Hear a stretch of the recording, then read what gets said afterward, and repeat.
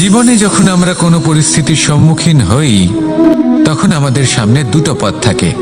তাদের মধ্যে কোনো একটা নির্বাচন আমাদের করে নিতে হবে, এই মনে করে নিতে হবে।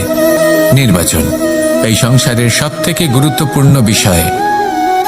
একটা নির্বাচন আপনার বর্তমান বদলে দিতে পারে, আপনার ভবিষ্যৎ বদলাতে পারে, আগামী প্রজন্মের জন্য ইতিহাস রচনা করতে পারে। একটা নির্বাচন। এবার দেখুন, যে পরিস্থিতি আপনার সামনে আছে আপনাকে সেই পরিস্থিতির সম্মুখীন হতেই হবে, সেই কষ্ট সহ্য করতেই হবে, সেই মতোই কাজ করতে হবে। শুধু এই বিষয়টা নির্বাচন করতে হবে যে এই পরিস্থিতির সম্মুখীন হওয়ার সময় আমি কি দুর্বল হয়ে থাকব নাকি আমি শক্তিশালী হয়ে থাকব। এই নির্বাচন এই মনের মধ্যে করতে হবে।